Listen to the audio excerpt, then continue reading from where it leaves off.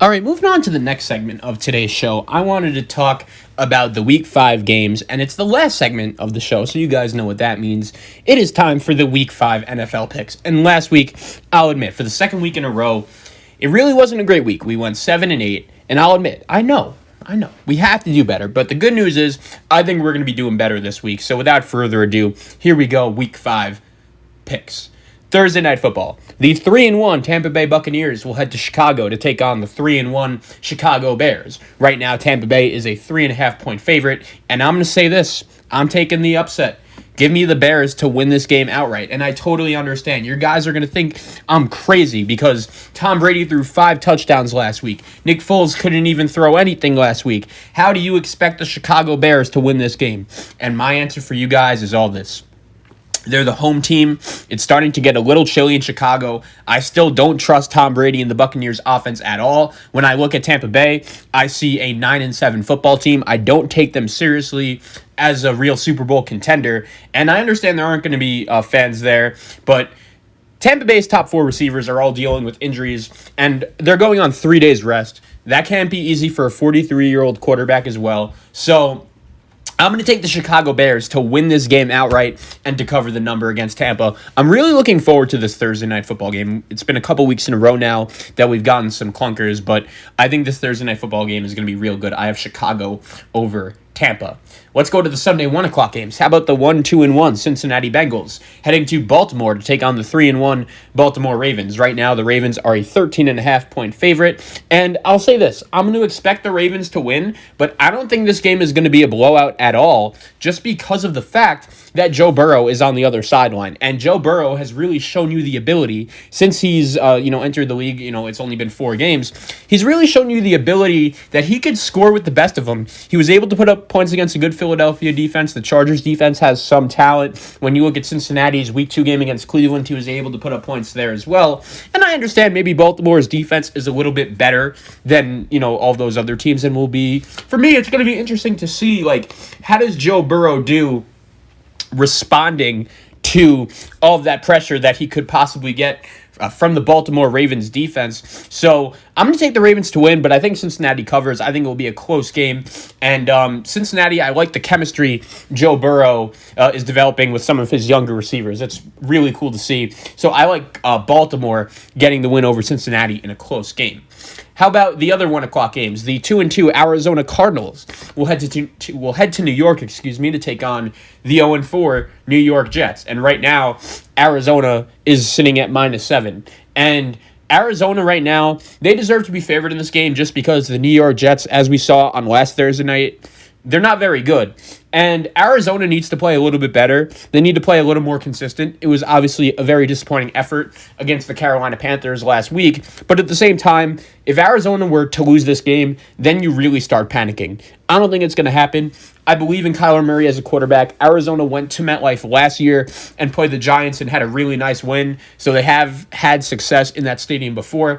I think it continues this week. Sam Darnold also is not playing for the Jets. Joe Flacco will be getting the start, and it's going to be very weird for me as a New York Jet fan thinking, wow, we have a guy who has won a Super Bowl before starting at quarterback. How crazy is that? But the New York Jets, the fact that Sam Darnold was even brought into that game last week against the Baltimore Ravens, as a Jet fan, that's just a huge concern for me. This organization really just does not do anything right, and it really drives me crazy.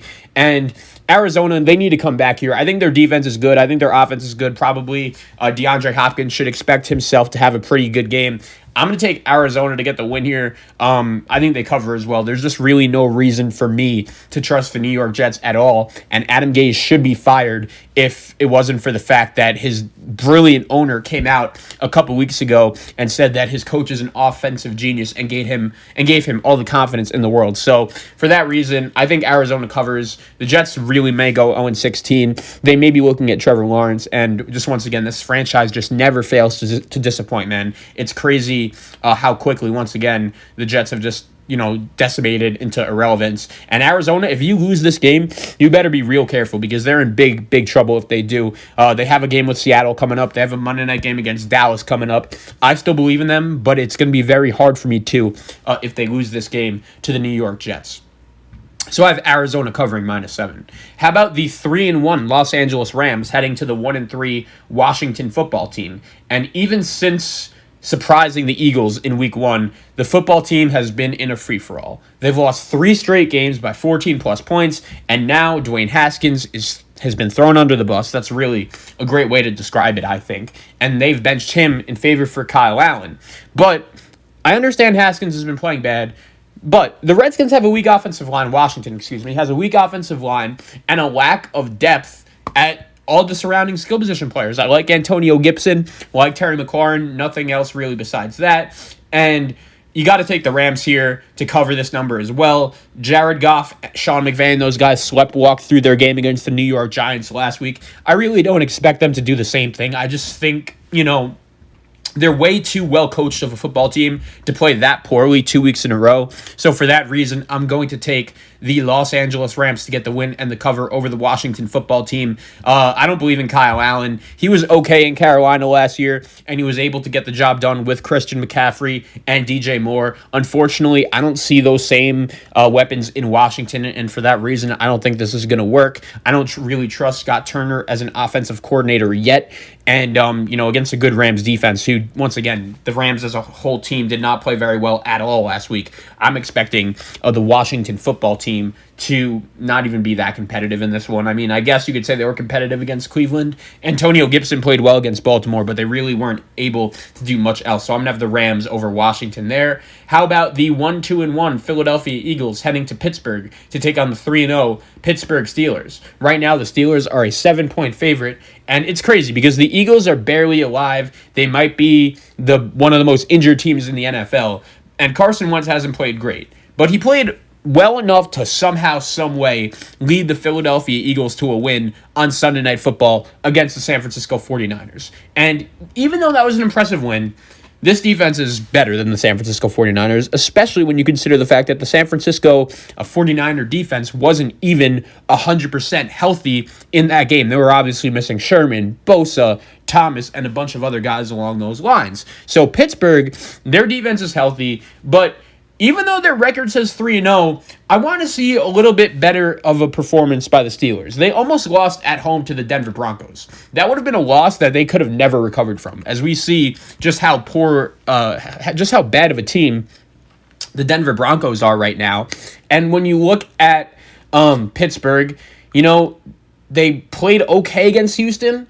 I think the main reason why they won was because of Houston's incompetence and not because of, Pittsburgh's brilliance or anything. But I do think the Steelers end up getting the victory here. Ben Roethlisberger, I just trust him a little bit more than Carson Wentz right now, especially playing at home. But Philadelphia, I wouldn't be shocked if they won this game. I wasn't shocked, to be honest, that they went into San Francisco last week and won, because those are the exact kind of games that Doug Peterson and his guys usually excel at. So I'm going to take the Pittsburgh Steelers to get the W here. I think it's going to be a close game, though. I think they do cover. I think they win by 8 or 9 to 10 points, but it should be a competitive game. Probably one of the best ones of the week that I'm looking forward to. How about the 1-3 Jacksonville Jaguars heading to Houston to take on the 0-4 Houston Texans? And this is going to be the first game for the Houston Texans without Bill O'Brien as their head coach in the last couple years. And I love the Houston Texans to win. Love the Houston Texans to cover. They're 0-4. They haven't played well in a game all season. And even though I don't think the Jaguars are an awful football team, I will say they're not a very good one. And Bill O'Brien is gone. Romeo Crennel, not that I think he's, some world beater as the new head coach of the Houston Texans. I just think he's good enough to get this locker room rallied together, at least for a little bit. And I think these guys end up getting the win over the Jacksonville Jaguars. It should be a phenomenal game. I'm really looking forward to it. It's just great to see Bill O'Brien gone, man. I'm happy for Deshaun Watson. Even though he may not want to admit it, I do not think Deshaun Watson ever had a realistic chance to really succeed with Bill O'Brien as his head coach and Bill O'Brien as the general manager. So I'm going to take Houston to get the win here and cover for their first win of the year. If Houston does somehow lose this game, I don't even know what to say, man, because then I really don't know where they would go from here. How about the 2-2 Las Vegas Raiders heading to Kansas City to take on the 4-0 Kansas City Chiefs? The Chiefs right now stand as a 13-point favorite. I think they cover, I just never trust Derek Carr to play in a big game against Patrick Mahomes, and the Raiders actually really disappointed me last week against Buffalo. I think that was an opportunity for them to come out and show that they belong in kind of the same class as Buffalo at home, and unfortunately, they weren't able to get the job done, and now they're staring a trip to Kansas City right in the face. That is not a good formula for me, not a good formula for Gruden and the Raiders. The Chiefs' offense did not play well at all last week. I think they have a bounce-back effort here, and I think the Chiefs not only win, but cover against the Raiders. I just can really never trust the Raiders going on the road to Arrowhead in a big game. Okay, moving on with the picks. The next game on the board right now is the 4-0 Buffalo Bills scheduled to head to Tennessee to take on the 3-0 Tennessee Titans. And we know that for the second straight week, the Tennessee Titans are dealing with a COVID outbreak. This time, it could result in the postponement of their matchup with the Buffalo Bills. Thus, most books aren't offering a point spread at the moment. So, I'll pick the game because right now it technically hasn't been canceled. I'm going to take the Tennessee Titans to win at home. I just think Buffalo is due for a loss, and I can't see Buffalo going 13-3. Like, I think they're more of an 11-5, 12-4 type team. But honestly, I don't know if this game is really going to happen when you consider everything that the NFL has done with their protocols and the specific policy that they used in terms of, okay, who is going to, like what is enough to cancel a game. I said this on Monday's show.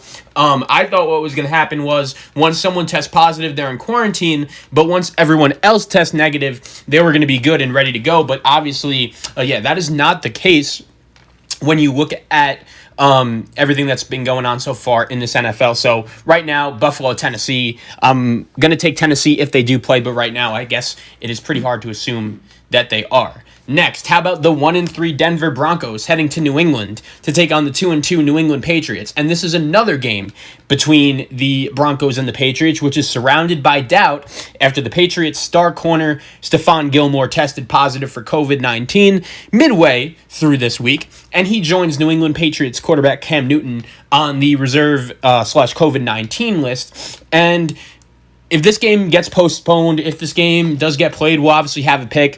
If it does get played, I'll take the Patriots.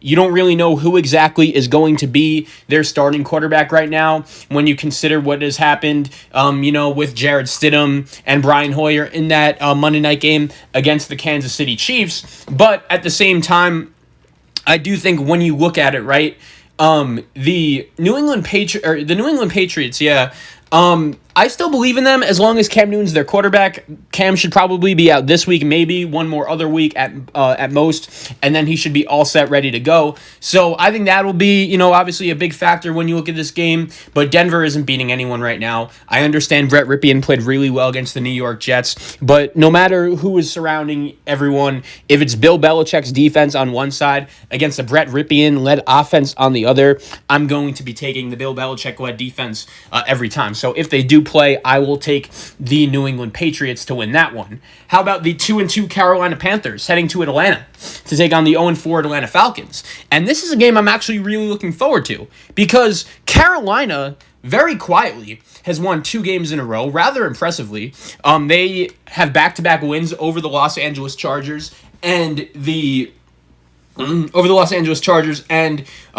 Arizona Cardinals, who they beat at home last week, and now they're going to be taking on the Atlanta Falcons on the road. And I'm going to take the Atlanta Falcons to win this game because they're the more talented team and they need the win. But if they don't, Dan Quinn is getting fired. If Dan Quinn loses this game, I don't know how Arthur Blank could justify keeping him any longer.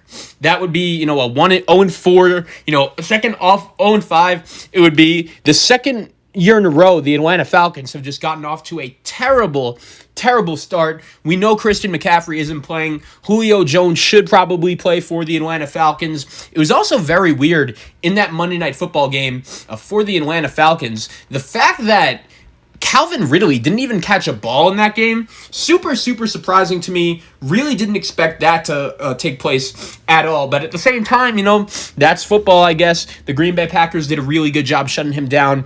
And even with that being said, I just haven't liked Carolina from the beginning of the season. I think Atlanta is clearly the superior team here. I know Christian McCaffrey is playing. The only real advantage that I would be willing to give to the Carolina Panthers right here is at head coach. And excuse me, as my allergies have been bugging. This is the game that Dan Quinn has to win to keep his job. I really do believe that. And even though Teddy Bridgewater, DJ Moore, Mike Davis, and them do have the ability to score a lot of points, I do think with the game being in Atlanta, the fact that the Falcons are desperate for a win, they have to get it eventually. I think they get it here and beat Carolina. The next game, how about the 0-4 New York Giants heading to Dallas to take on the 1-3 Dallas Cowboys? And this is another divisional matchup between two teams that you really can't trust, but this time it's from the league's worst division. The Cowboys, we know, they can score at any time, while the New York Giants can't score at all, but they've actually put together two respectable defensive performances within the last 2 weeks. Now the question is, which Giant team is going to show up on Sunday in Texas? The one that went toe-to-toe with the Bears and Rams, or the one that was embarrassed by the Steelers and 49ers? I have a tough time thinking that the Giants are going to be able to do anything to shut this Dallas Cowboy offense down. The Cowboys need the game. I think they win and cover here. Look, if the Cowboys don't win this game, I am really looking forward to... I'm really going to be eager to see what ends up happening with Mike McCarthy here. Because the bottom line is, we know Mike McCarthy came in to this job as the head coach of the Dallas Cowboys for this season to be the guy that, replaced Jason Garrett and just had the Cowboys better organized and more well run. And to be honest, I haven't seen a coach that's done that so far.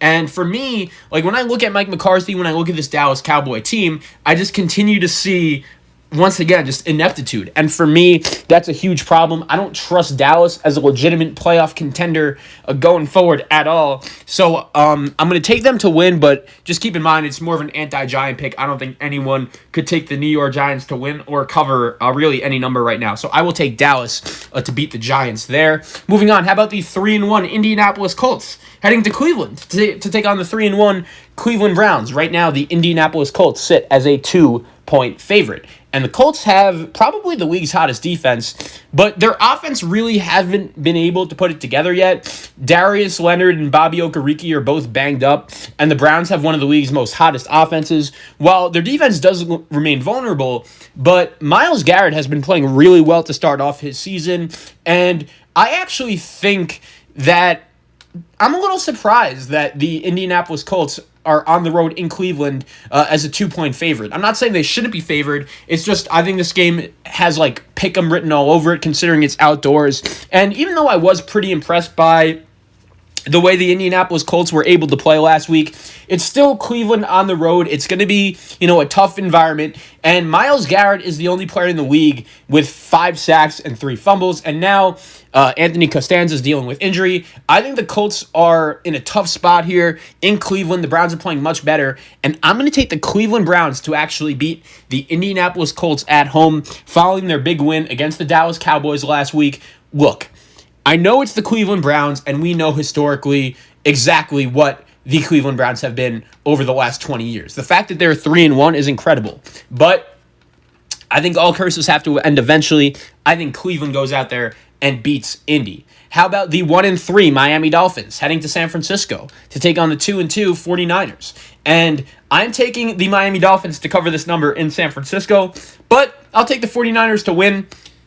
Probably just because they're the more talented team, even though when you look at, all of the pieces the San Francisco 49ers have lost so far this season, they're getting healthier and healthier. George Kittle will be back in the lineup. He played last week. He's good. And when you look at the San Francisco 49ers, they still don't know who exactly their quarterback is going to be yet. Even if Jimmy Garoppolo, Deebo Samuel, Raheem Mostert are out there, that's obviously a good sign for the San Francisco 49ers, but I'm not really willing to lay the 8.5 points against the feisty Miami Dolphins. They were able to cover against Seattle last week. I think Seattle is good, but their defense obviously isn't. And the fact that Ryan Fitzpatrick wasn't able to bring the ball into the end zone was a concern for me. So I think when I look at this team, they cover against San Francisco. It'll be a close game. Sunday Night Football, how about the 1-3 Minnesota Vikings heading to Seattle to take on the 4-0 Seattle Seahawks? And I think when you look at the Seahawks team, the Seahawks are in an interesting spot here because for the third year in a row, the Seahawks are hosting the Vikings in a primetime game.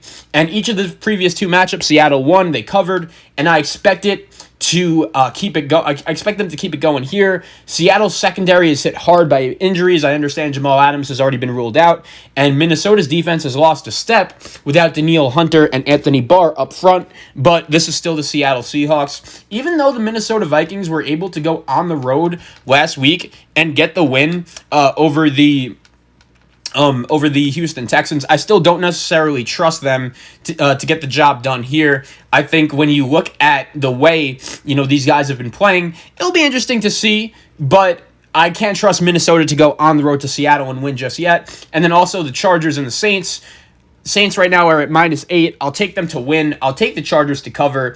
I know they were 1-3, but they're scrappy, and they do have a lot of talent that comes to play each week. They just announced literally a couple minutes ago that Justin Herbert is going to be the Week 1 starter under center. And if you're a Charger fan, that is great news because when you look at the way this team has been playing over the last couple weeks, it's been good, but it was a little bit of a shadow behind it when you consider the fact, wow, Justin Herbert may not be the guy. He may not, play if Tyrod Taylor comes back healthy. All I'll say is imagine almost outdoing Pat Mahomes and Tom Brady as a rookie and being benched for Tyrod Taylor. I don't think Anthony Lynn would have had, much to say after that, because if this Charger team doesn't win, I could see, him being shown the door. But Justin Herbert at the same time, it's going to be interesting to see what the Chargers do with, their plans for the future, because I don't think Anthony Lynn's a good coach. But one thing I'll say is that Justin Herbert has pitched pretty well in his has thrown the ball pretty well, in this kind of scheme, in the system. So with that being said, I think he deserves credit, does Justin Herbert, for the way he's played, and I will take the Saints to win, but the Chargers to cover. I think the Chargers have talent. The Saints playing at home following their big win against the Detroit Lions last week. Should be an interesting game, but I will have the New Orleans Saints here ending up getting the victory. So that will be it for the Week 5 NFL picks.